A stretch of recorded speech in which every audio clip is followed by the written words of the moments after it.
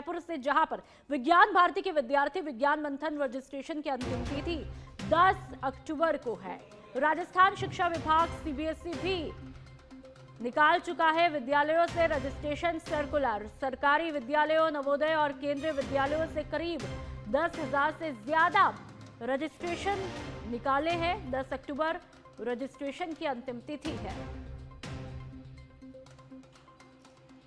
तो इस वक्त की अहम खबर सीधा राजधानी से, जहां पर विज्ञान भारती के विद्यार्थी विज्ञान मंथन रजिस्ट्रेशन की अंतिम तिथि 10 अक्टूबर है। राजस्थान शिक्षा विभाग सीबीएसई भी विद्यालयों से रजिस्ट्रेशन सर्कुलर निकाल चुका है। सरकारी विद्यालय, नवोदय और केंद्रीय विद्यालयों से करीब 10,000 से ज्यादा के रजिस्ट्रेशन हुए हैं। 10 अक्टूबर है रजिस्ट्रेशन की अंतिम तिथि। तो तकरीबन लगभग 4 दिन बाद 10 अक्टूबर को रजिस्ट्रेशन की अंतिम तिथि है। और ऐसे में यदि आप में से कोई इच्छुक है रजिस्ट्रेशन के लिए तो जल्द से रजिस्ट्रेशन करवाएं, क्योंकि अंतिम तिथि 10 तारीख है। विज्ञान भारती के विद्यार्थी विज्ञान मंथन रजिस्ट्रेशन की अंतिम तिथि है।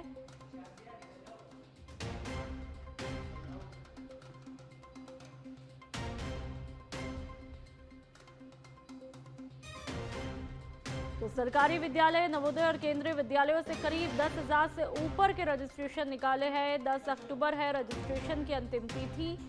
ऐसे में तकरीबन 4 दिन बचे हैं। ऐसे में यदि कोई विद्यार्थी इच्छुक है तो 10 तारीख तक जल्दी से अपना रजिस्ट्रेशन करवा सकते हैं। विज्ञान मंथन रजिस्ट्रेशन की ये अंतिम तिथि है। विज्ञान भारती के विज्ञान मंथन की अंतिम तिथि, और राजस्थान शिक्षा विभाग इसका सर्कुलेशन निकाल चुका है। 10,000 से ज्यादा रजिस्ट्रेशन अब तक किए जा चुके हैं और 10 तारीख लास्ट है।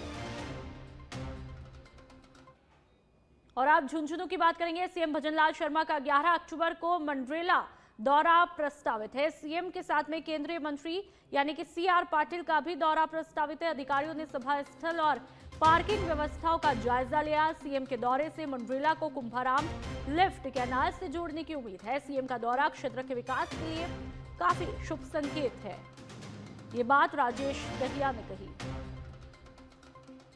तो लगातार मुख्यमंत्री भजनलाल शर्मा के दौरे पर दौरे हैं और ऐसे में इस दौरे को बेहद खास माना जा रहा है। झुंझुनू से खबर, ये दौरा हर लिहाज से बेहद महत्वपूर्ण है और दौरे से पहले की तैयारियां आप देख सकते हैं टीवी पर, जहां पर उनके आने से पहले तमाम तरह की तैयारियों को लेकर के अधिकारियों का विचार विमर्श जारी है। किस तरह से तैयारियां की जाएंगी, क्या कुछ रूपरेखा होगी, और मंडरेला को कुंभाराम लिफ्ट कैनाल से जोड़ने की उम्मीद भी लगाई जा रही है वहां के बाशिंदों के द्वारा। आगामी 11 तारीख को राजस्थान की भागीरथी, यशस्वी और बहुत ही कर्मठ कार्यकर्ता से निकल कर गया ऐसे हमारे मुख्यमंत्री माननीय भजनलाल जी का पिलानी विधानसभा की पावन धरा मंडरेला में 11 तारीख को आगमन का कार्यक्रम तय हुआ है। उसी के निमित्त आज प्रत्येक कार्यकर्ता, प्रदेश से पधारे पदाधिकारी और प्रशासनिक अधिकारियों के साथ मिलकर के स्थान का और पार्किंग की जगह का चयन किया। और आप चूरू के राजलदेसर की बात करेंगे, जहां पर नेशनल हाईवे 11 पर भीषण सड़क हादसा हुआ। जीप और बस की जबरदस्त टक्कर यहां पर होती है।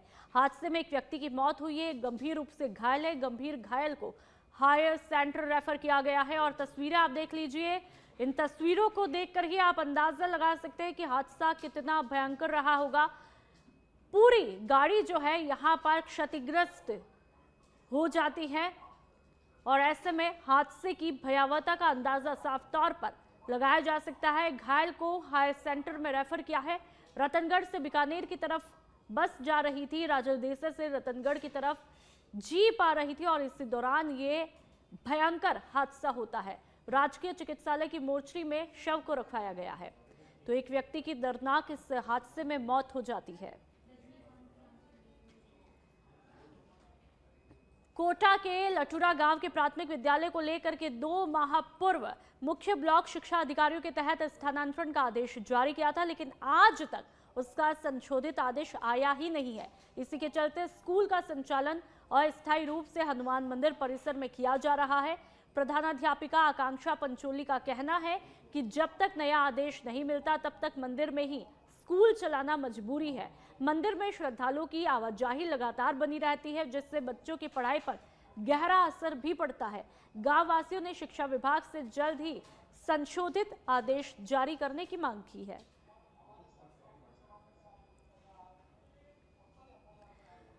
तो लटूरा प्राइमरी स्कूल अब मंदिर में ही चलाया जा रहा है। आप देख लीजिए, मासूम बच्चे जो है मंदिर में आकर के यहाँ पर पढ़ाई करते हैं और ऐसे में दूसरी तरफ तमाम दूसरे श्रद्धालु भी आते हैं, तो ऐसे में कहीं ना कहीं बच्चों की पढ़ाई पर गहरा असर भी पड़ता है, क्योंकि एक वजह यह भी होती है कि कहीं ना कहीं आपका माइंड भी डाइवर्ट होता है और जो फोकस है वो कहीं ना कहीं हिलता हुआ दिखाई देता है। आदेश के द्वारा टीम का निरीक्षण किया गया, जिसमें पाया गया कि विद्यालय भवन जो होता है और उनके द्वारा मौखिक निर्देशानुसार हमें सामुदायिक भवन में शिफ्ट करने के लिए कहा गया और 2 महीने हो चुके हैं। वर्षा ऋतु तक का आदेश था ये और सीबीओ सर द्वारा वापस से निर्देश दिए गए हैं कि आप अपने विद्यालय में। छत्तीसगढ़ के गरियाबंद में जिला प्रशासन ने अवैध निर्माण के खिलाफ एक बड़ी कार्रवाई को अंजाम दिया है। कार्रवाई में कब्रिस्तान परिसर की भूमि पर बनाए गए लगभग 46 व्यावसायिक कॉम्प्लेक्स को ढहा दिया गया। ये कार्रवाई सुबह शुरू होती है और इसमें प्रशासन की तरफ से भारी अमला मौजूद रहा। जिले के 2 एसडीएम, 2 तहसीलदार, 2 नायब तहसीलदार समेत एसडीओपी और राजस्व अमला और बड़ी संख्या में पुलिस के जवान भी यहाँ पर मुस्तैद दिखाई देते हैं। तो कब्रिस्तान परिसर की भूमि पर अवैध अतिक्रमण यहां से हटाया जाता है और देखिए कि किस तरह से जेसीबी का पीला पंजा यहां पर चलता हुआ दिखाई देता है और कब्रिस्तान में जितना भी अवैध अतिक्रमण यहां पर कर रखा था, आखिरकार पीले पंजे की इस कार्रवाई से वो अतिक्रमण पूरा ताश के पत्तों की तरह ढहता हुआ दिखाई देता है। खबर जहां पर एसएमएस के ट्रॉमा सेंटर में आग लगने की घटना बेहद दुखद है। उप मुख्यमंत्री दिया कुमारी पहुंची एसएमएस हॉस्पिटल, कुछ देर पहले पहुंची थी। आग लगने की घटना की उन्होंने तमाम डॉक्टर से जानकारी ली है। तो वो तस्वीरें भी आपको सुबह बताई थी जब डिप्टी सीएम दिया कुमारी वहां पर पहुंचती है एसएमएस अस्पताल और क्या कुछ हालात है उसको लेकर के तमाम स्थितियों की जानकारी वहां के डॉक्टर से लेती है। एसएमएस की घटना ने हर किसी को झकझोर करके रख दिया है। तकरीबन कल रात 11 बजे की घटना जब आईसीयू वार्ड में वहां पर आग लग जाती है, जिसके चलते तकरीबन लगभग की मैं बात कर रही हूँ 8 मरीजों की मौत हो जाती है। दम तोड़ देते हैं तमाम मरीज और कुछ जो मरीज है उनको दूसरी जगहों पर शिफ्ट किया जाता है। लेकिन ऐसे में ये बेहद दुखद खबर है जिसने हर किसी को झकझोर करके रख दिया। जब वो तस्वीरें भी आती है सामने जिस तरह से वार्ड में आग अपना विकराल रूप अख्तियार करती है, वो तस्वीरें वाकई में डरा देने वाली होती है।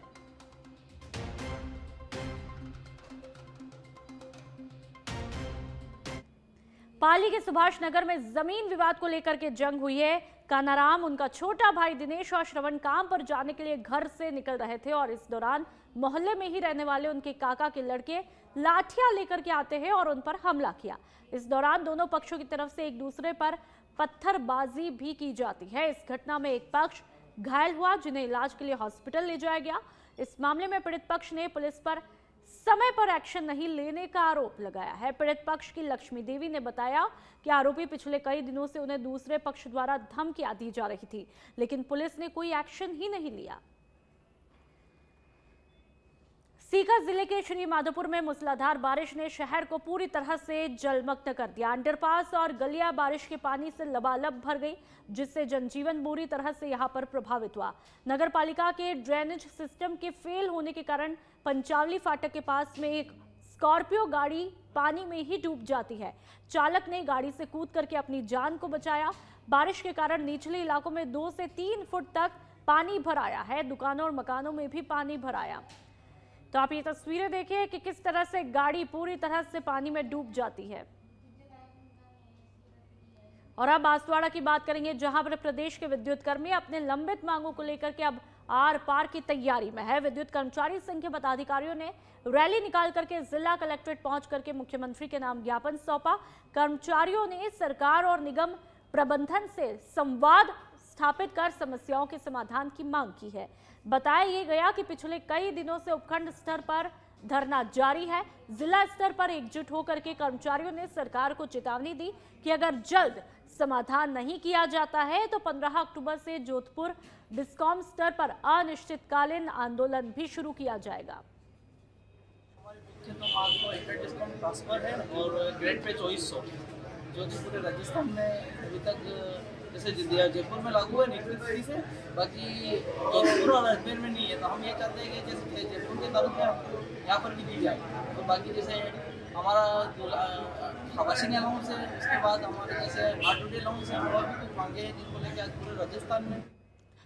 अजीतगढ़ कस्बे सहित आसपास के ग्रामीण क्षेत्रों में आज सुबह से ही लगातार बारिश का दौर जारी है। कभी हल्की तो कभी तेज बरसात से पूरे इलाके का मौसम पूरी तरह से बदल चुका है। शहरवासियों को जलभराव की समस्या से जूझना पड़ रहा है। कस्बे के लोगों ने यह बताया कि पिछले कई दिनों से मौसम में काफी गर्माहट देखने को मिली थी, लेकिन आज हुई बारिश ने गर्मी और उमस से राहत दिलाई है। हालांकि निचले इलाकों में पानी जमा होने से लोगों को आने जाने में काफी परेशानियों का सामना भी करना पड़ रहा है। कांग्रेस के वरिष्ठ नेता सचिन पायलट जयपुर से बीकानेर जाते समय रोहर सापसर गांव में कांग्रेस नेता हसन खान के फार्म हाउस पर रुकते हैं। यहां पर उनका स्वागत किया जाता है, जिसमें पूर्व मंत्री ब्रिजेंद्र ओला और विधायक वीरेंद्र सिंह सहित कई नेता भी मौजूद थे। पायलट ने जयपुर के एसएमएस हॉस्पिटल के ट्रॉमा सेंटर में मरीजों की मौत के मामले में गंभीर चिंता भी व्यक्त की है। उन्होंने कहा कि ये भयंकर फेल्योर, लापरवाही और गलतियां है। उन्होंने मांग की है कि मामले की जांच होनी चाहिए और दोषी अधिकारियों को सख्त सजा मिलनी चाहिए। उन्होंने ये भी कहा कि देश के प्रसिद्ध अस्पताल की साख पर भी धब्बा है, जहां पर रात को परिजनों की तरफ से सचेत किए जाने के बावजूद कोई भी कार्रवाई नहीं की जाती है। जो लोग बीमार हैं, अस्पताल में गए हैं, वैसे ही वो दुखी हैं, पीड़ित हैं। और इंसान अस्पताल जाता है, भरोसे पे जाता है कि मैं सुरक्षित रहूंगा, लेकिन वहाँ पर जो घटना हुई बहुत दुखद है और जिन लोगों की मौत हुई उनको मेरी संवेदना भी है। लेकिन सरकार को इतना बड़े पूरे प्रदेश का सबसे प्रसिद्ध और सबसे बड़ा अस्पताल हमारा एसएमएस है, और वहाँ पर अगर इस प्रकार की लापरवाही हो रही है और बताया जा रहा है कि रात को उन्होंने कई मरीजों के परिजनों ने चिंता व्यक्त की, लोगों को सचेत करने की कोशिश की, लेकिन डूंगरपुर जिला मुख्यालय पर हिंदू संघर्ष समिति की तरफ से आज शहर में दलित वाल्मीकि समाज के युवक के साथ में चाकूबाजी की घटना को लेकर के प्रदर्शन किया गया। बीजेपी और विहिप के नेताओं के साथ में मारपीट के मामले में रैली निकालकर मुख्यमंत्री के नाम कलेक्टर को ज्ञापन सौंपा गया। साथ ही हिंदू संघर्ष समिति ने शहर के संवेदनशील एरिया को चिन्हित करके अवैध अतिक्रमण के खिलाफ कार्रवाई की मांग भी रखी है। आज यही है कि एक बार प्रशासन को आगाह कर रहे हैं और मांग कर रहे हैं कि जो ऐसे बाहरी तत्व हैं, असामाजिक तत्व हैं, जो यहाँ डूंगरपुर और इस क्षेत्र के अंदर वातावरण खराब कर रहे हैं, ऐसे लोगों को चिन्हित किया जाए और इस तरह की घटना फिर पुनरावृत्ति नहीं होनी चाहिए। इसलिए आज ज्ञापन के माध्यम से सरकार को और यहाँ के जिला प्रशासन को ये कहने के लिए ज्ञापन दिया जा रहा है, आगे की स्थिति अगर ठीक नहीं रही तो हो सकता है फिर हिंदू समाज आक्रोशित होकर के फिर और अब टोक्यो उनियारा की मैं बात करूंगी। पलाई के ग्रामीणों ने ऊर्जा मंत्री को ज्ञापन दिया है। ग्रामीणों ने ऊर्जा मंत्री हीरालाल नागर को समस्याओं से अवगत करवाया। ज्ञापन में पलाई के माध्यमिक विद्यालय के खेल मैदान की समस्याओं को मंत्री के सामने बताया है। मैदान की समस्याओं को दूर करने की मांग की है। छात्र छात्राओं को नहीं करना पड़े किसी भी प्रकार की समस्या का सामना। पलाई के ग्रामीणों ने ऊर्जा मंत्री को ज्ञापन दिया है। टोक्यो तस्वीरें जहां पर हीरालाल नागर को तमाम समस्याएं बताई है और राजकीय विद्यालय के खेल मैदान की ये समस्या है जिसको लेकर के ज्ञापन दिया गया। और निवेदन किया है कि भाई इस समस्या का जल्दी से जल्दी निपटारा किया जाए।